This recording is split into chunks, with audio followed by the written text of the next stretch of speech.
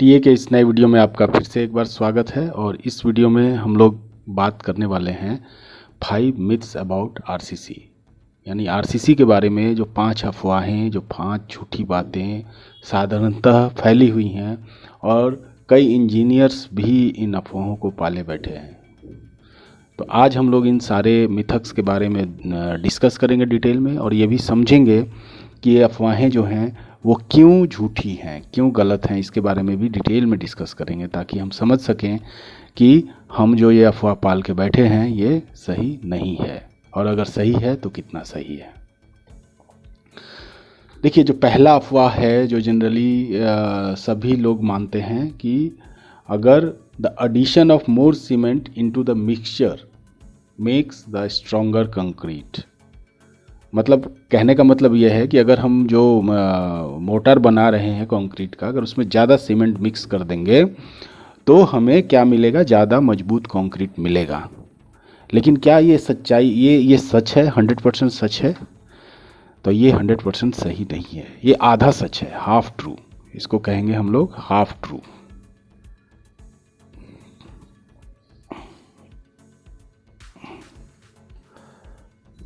Half true क्यों है?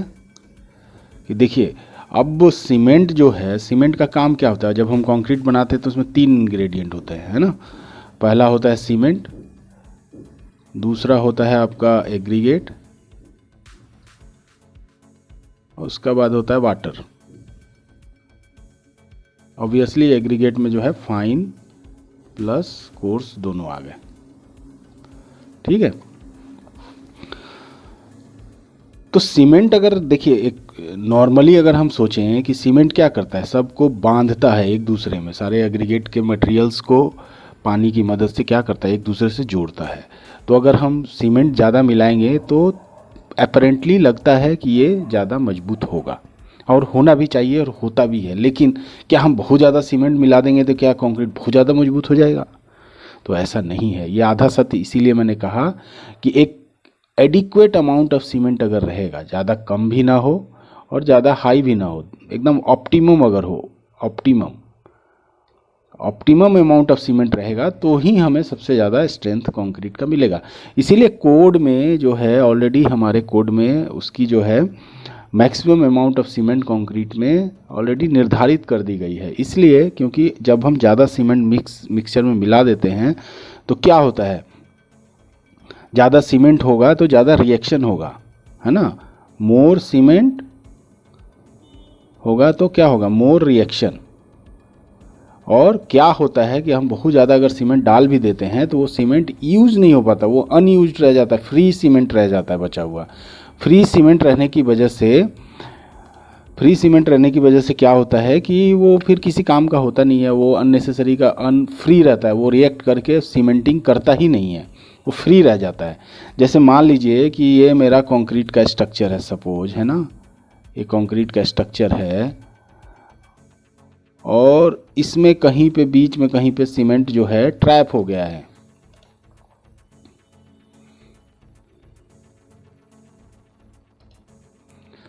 इसमें एक सेकेंड, हम कलर थोड़ा सा चेंज करना चाहते हैं, तो कलर अगर हम चेंज कर लेंगे तो इंक कलर हम ले लेते हैं रेड, है ना। हाँ, अब देखिए, मैं क्या बोल रहा था कि अगर इसके अंदर कोई सीमेंट है, वो ट्रैप हो गया, इस वॉइड्स के अंदर ट्रैप है और इसको पानी मिला नहीं, तो ये क्या हुआ? रिएक्ट नहीं किया, और ये इसने किसी भी तरह का कोई सीमेंटिंग का काम किया ही नहीं, जोड़ने का काम किया ही नहीं। तो वो क्या हो गया? वेस्ट मटेरियल हो गया, है ना, वेस्ट मटेरियल हो गया। तो जब ये वेस्ट हो गया तो फिर ये सीमेंट आप ज़्यादा मिला रहे हैं लेकिन उसका कोई इस्तेमाल नहीं हो रहा है, और ये ऐसे ही पड़ा हुआ है। और दूसरी दिक्कत क्या होगी कि अगर हमने ज़्यादा सीमेंट भी मिलाया तो उसके बाद क्या होता है, जब हम पानी भी मिलाते हैं, और पानी जो है, पानी को निकलने का, सीमेंट बहुत महीन होता है तो कई बार वो लॉक कर देता है पानी को। तो पानी जब बाहर इवापोरेट होता है तो उसको क्या करना पड़ता है? सीमेंट के लेयर को ब्रेक करना पड़ता है।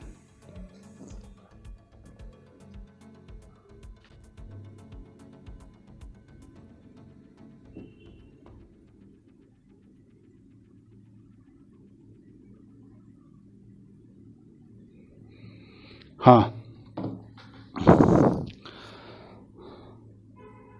तो कोड ने भी क्या किया है कि ये जब अनयूज सीमेंट रहेगा या पानी अगर ज़्यादा मिलाएंगे तो पानी जब बाहर निकलेगा तो वो क्या करेगा, सीमेंट को लेयर को क्रैक कर देगा। तो जब एक बार क्रैक हो गया तो फिर कंक्रीट मजबूत ना होने के बजाय और कमज़ोर हो जाएगा। इसीलिए सीमेंट की जो मात्रा है वो बिल्कुल बहुत ही डिज़ाइन मिक्स के हिसाब से बहुत ही एक्सपेरिमेंट के द्वारा निकाला गया है, और जो भी हमारे पास डेटा अवेलेबल हैं उसके हिसाब से ही हमें सीमेंट की मात्रा को तय करना चाहिए। हम एक बार देख लेते हैं कि कोड इसके बारे में क्या कहता है। ये जो मैंने स्नैपशॉट कोड का ही लगाया हुआ है, अगर हम इसको देखें तो यहाँ पर साफ साफ लिखा है मैक्सिमम सीमेंट कंटेंट 8.2.4.2, ये IS 456 का स्नैप है। तो IS 456 में आप ये स्नैप देख सकते हैं, क्लाउज नंबर 8.2.4.2। ये क्या कहता है, cement content not including fly ash and ground granulated blast furnace slag in excess of 450 kg per meter cube should not be used unless a special consideration has been given in design to increase the risk of, देखिए, risk of cracking due to drying, shrinkage in thin sections or too early thermal cracking and to the increased risk of damage due to alkali silica reactions। तो ज़्यादा cement मिलाने से इसमें कई सारे risk है। पहला तो इंक्रीज रिस्क ऑफ क्रैकिंग है। देखिए यहाँ साफ साफ कोड ही लिखता है कि क्रैकिंग का रिस्क बढ़ जाता है ना। उसके बाद थर्मल क्रैकिंग, जल्दी से अर्ली थर्मल क्रैकिंग भी इसमें हो सकता है, ठीक है। उसके बाद damage due to alkali silica reaction, और अल्कली सिलिका के साथ जो रिएक्शन होता है उसकी वजह से भी हमें सीमेंट में अनडिजायरेबल प्रॉपर्टीज़ देखने को मिलती हैं। इसीलिए जो ये कहता है कि 450 kg से हमें हमेशा पर मीटर क्यूब हमेशा कम रखना है सीमेंट, और 450 kg पर मीटर क्यूब बहुत ज़्यादा ही सीमेंट होता है। ये M30 में भी इतना सीमेंट की रिक्वायरमेंट नहीं होती है। तो इसीलिए ये जनरल कॉन्सेप्ट बनाना कि ज़्यादा सीमेंट मिक्स करेंगे तो ज़्यादा मजबूत कंक्रीट बनता है, ये सरासर गलत स्टेटमेंट है। इस स्टेटमेंट को जनरली ना दें और यही कहें कि सीमेंट जो है एक निर्धारित अमाउंट में हम डालेंगे तो ही उसका सही नतीजा और सही स्ट्रेंथ हमें प्राप्त हो सकता है। तो ये था हमारा पहला मिथ। मुझे पूरी उम्मीद है कि हमारे व्यूअर्स ने इन चीज़ों को समझ लिया होगा। थोड़ा सा भी डाउट है तो कोड ज़्यादा थोड़ा पढ़ लीजिएगा, बाकी चीज़ें क्लियर हो जाएंगी। उसके बाद जो दूसरा मिथ है वह बहुत ही ज़्यादा प्रचलित है ये मिथ, और बहुत लोग जनरली इस चीज़ को मानते हैं लोग, कि providing more bars in concrete will yield A stronger RCC. Concrete में अधिक सरिया प्रदान करने से एक अधिक मजबूत आरसीसी प्राप्त होता है। तो क्या ये सही है? तो मैं आपको बता देता हूँ, ये भी आधा ही सही है। आधा सही है। क्यों है आधा सही? ये पूरा सही क्यों नहीं है? अब हम इस चीज़ को समझते हैं। देखिए, अगर आपने आरसीसी डिज़ाइन पढ़ा है तो आपने पढ़ा होगा कि आरसीसी डिज़ाइन को हमने 3 भाग में डिवाइड किया हुआ है। एक तो अंडर इन्फोर्स है ना, अंडर, उसके बाद होता है बैलेंस, और उसके बाद होता है ओवर, है ना। अंडर इन्फोर्स, बैलेंस और ओवर। तो देखिए, अब जहाँ तक आपको पता होगा कि जब भी हम कंक्रीट डिज़ाइन करते हैं तो हम रेनफोर्समेंट कहाँ रखते हैं? बैलेंस और अंडर के बीच में ही कुछ रेनफोर्समेंट रखते हैं। क्योंकि बीच का अमाउंट ऑफ रेनफोर्समेंट जो हम जो डिज़ाइन करते हैं वो एक्चुअली अंडर इन्फोर्स डिज़ाइन ही होता है। और ऐसा हम क्यों करते हैं? अंडर इन्फोर्स डिज़ाइन क्यों करते हैं? क्योंकि देखिए, कंक्रीट जो है किन किन चीज़ों से मिलकर बना होता है? कंक्रीट जो है हमारा कंपोजिट स्ट्रक्चर है, और ये बना होता है कंक्रीट और रेनफोर्समेंट से मिलके।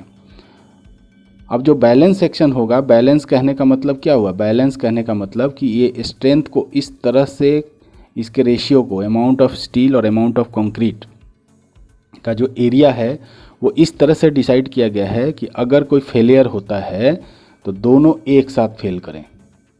क्या क्या? रेनफोर्समेंट भी फेल कर जाए और साथ साथ कंक्रीट भी, एक साथ दोनों फेल कर जाएं। तो अगर ऐसा कोई सिचुएशन आता है तो उसको हम लोग कहते हैं बैलेंस कंक्रीट। ठीक है।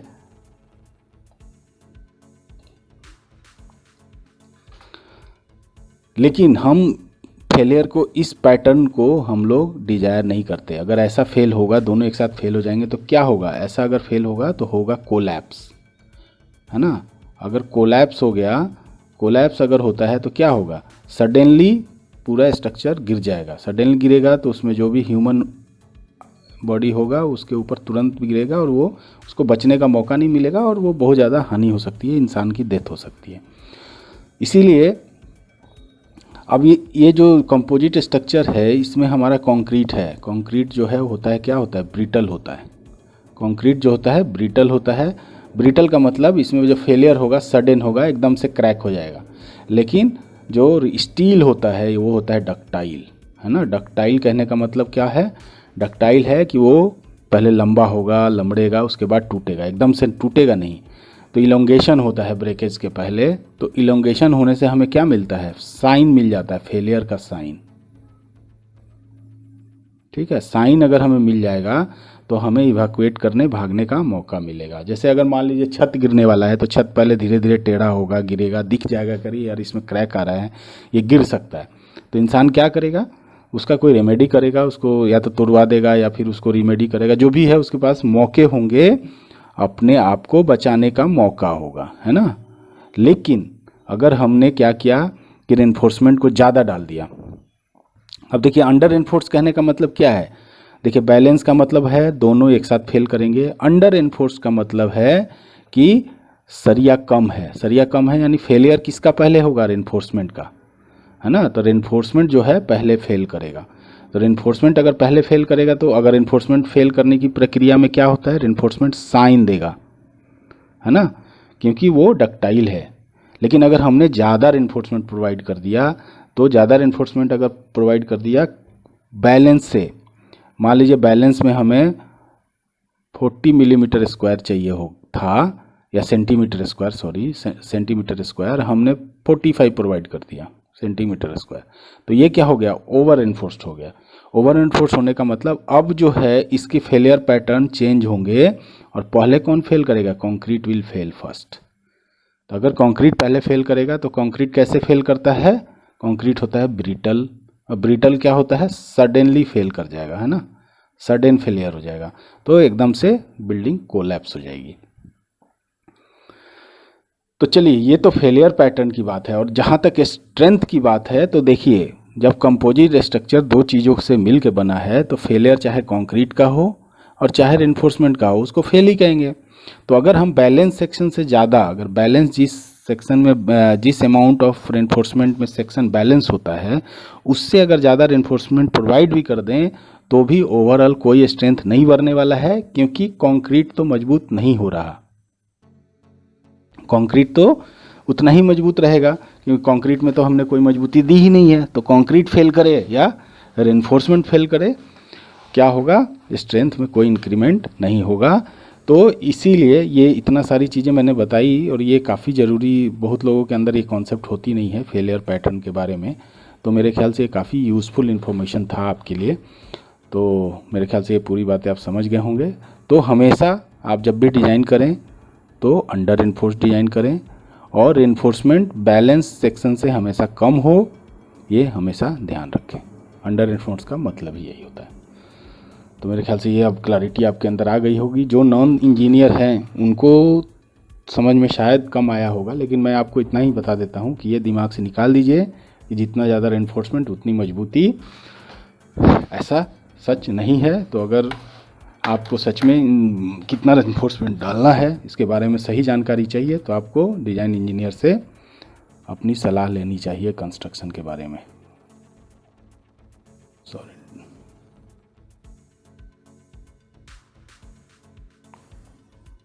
ठीक है। तो इनसे बात करिए, कोई अपने इलाके में ढूंढिए और इनसे बात करिए तो ये आपको सही गाइड करेंगे।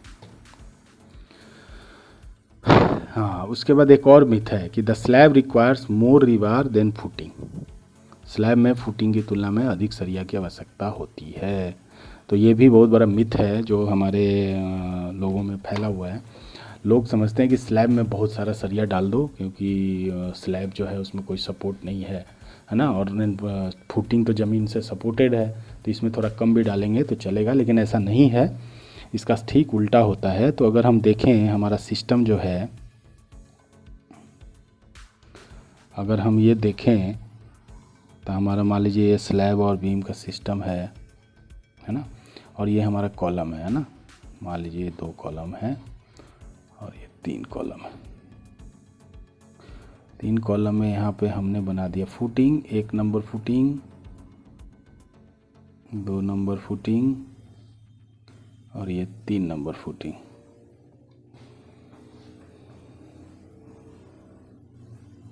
थोड़ा टेढ़ा बन गया, इसको सीधा कर लेते हैं, हाँ ऐसा। और ये हमारा स्लैब है, ये मेरा स्लैब है, सपोज दिस इज स्लैब है ना। अब इसके ऊपर लोड है। अब स्लैब क्या करेगा, इन सब लोड को ट्रांसफ़र करके कॉलम में भेजेगा, कॉलम के थ्रू ये फुटिंग्स में जाएंगे और फुटिंग के थ्रू धीरे धीरे ये नीचे चले जाएंगे ग्राउंड में, है ना।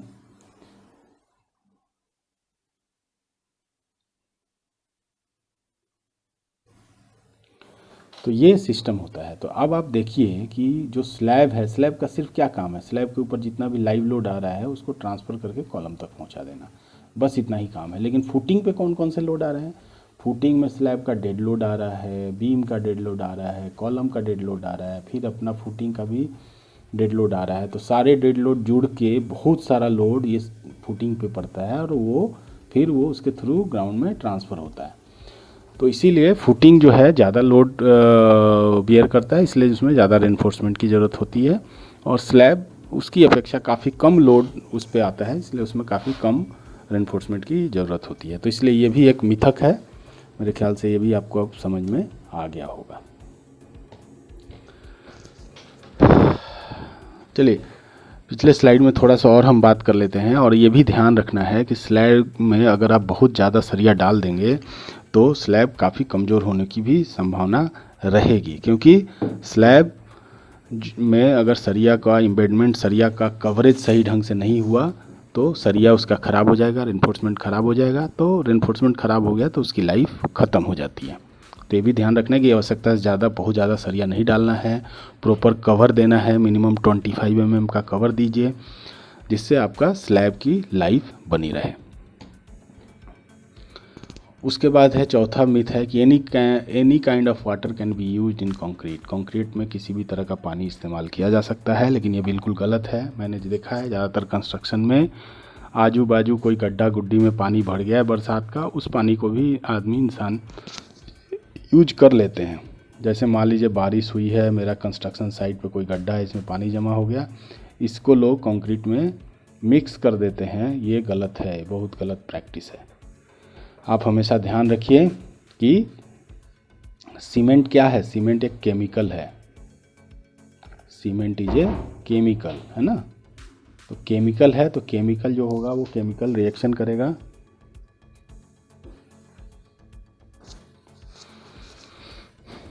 केमिकल क्या करेगा, केमिकल सीमेंट जो है केमिकल रिएक्शन करेगा। तो जो पानी है, पानी भी एक तरह का, वाटर भी क्या है, वाटर भी केमिकल है ना। उसका केमिकल फार्मूला H2O होता है। अब H2O के अलावे अगर इसमें और भी बहुत सारी चीज़ें, एसिड है ना, अल्कली, सॉल्ट, ये सब मिक्स हो जाएगा, शुगर, तो क्या होगा, ये केमिकल इस पानी के अलावा होगा तो वो सीमेंट के साथ क्या हो जाएगा, रिएक्ट करेगा, तो सीमेंट को वो ख़राब करेगा। तो देखिए मोटा मोटा जो एक नॉर्मल फार्मूला ये है कि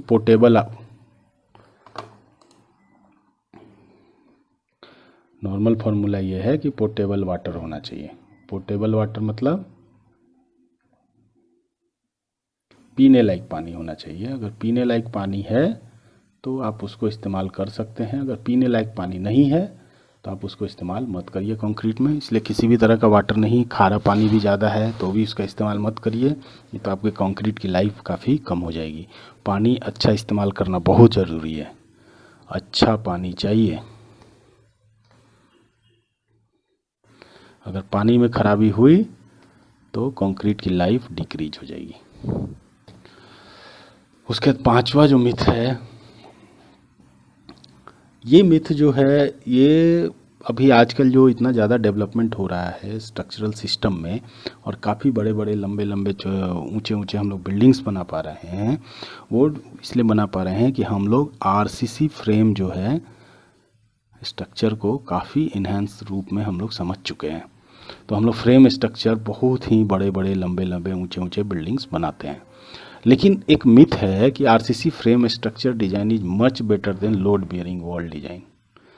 तो हमारे पास दो तरह के सिस्टम होते हैं कि एक जो पहले पुराना घर बनता था कि हम लोग क्या करते थे कि ब्रिक वॉल को ही फाउंडेशन से उठाते थे, पूरा फाउंडेशन से ऊपर तक लेके जाते थे, और ब्रिक वॉल के ऊपर ही सारा लोड आता था, स्लैब वगैरह सब इसी पे सपोर्टेड होते थे। तो इसको हम लोग कहते थे लोड बियरिंग वॉल, है ना, लोड बियरिंग वॉल होता था ये। लेकिन अब जो सिस्टम हो गया है वो हो गया है कि हम लोग क्या करते हैं, फुटिंग बना देते हैं आरसीसी का कॉलम, और इसको इस तरह से फ्रेम बना देते हैं, फ्रेम के ऊपर ही सारा ऐसे बनाते जाते हैं। तो ये होता है फ्रेम स्ट्रक्चर। तो एक मिथ है कि जो फ्रेम स्ट्रक्चर है वो ज़्यादा बेटर है आरसीसी से, सॉरी लोड बियरिंग से। तो देखिए ये भी हाफ ट्रू है, हाफ ट्रू। अब हाफ ट्रू कैसे है, अब इसको समझिए। अगर आप रेजिडेंशियल बिल्डिंग 2 से 3 से मैक्सिमम 4 फ्लोर तक भी बना रहे हैं, तो ऐसे केसेस में ब्रिक वॉल वाला जो डिज़ाइन है वो ज़्यादा बेटर है। उसमें फ्रेम स्ट्रक्चर जो है एक तो अनइकोनॉमिकल हो जाएगा, है ना, ज़्यादा पैसे भी आपके खर्च हो जाएंगे। और आप ध्यान रखिए कि जब भी आप आरसीसी होता है तो आरसीसी में क्या होता है, आरसीसी में आप डालते हैं रिइंफोर्समेंट।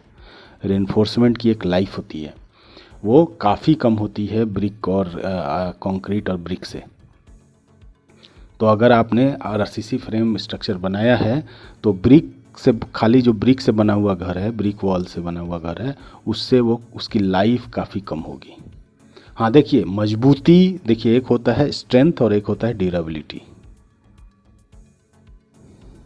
स्ट्रेंथ हो गया, एक ड्यूरेबिलिटी हो गया। तो देखिए 3-4 स्ट्रक्चर का बिल्डिंग बनाते हैं तो हमें adequate strength load bearing wall से ही मिल जाता है। इसीलिए ड्यूरेबिलिटी पॉइंट ऑफ व्यू में जो कंक्रीट की जो आरसीसी फ्रेम स्ट्रक्चर है वो इतना ड्यूरेबल नहीं होता जितना कि ब्रिक का स्ट्रक्चर ड्यूरेबल होता है।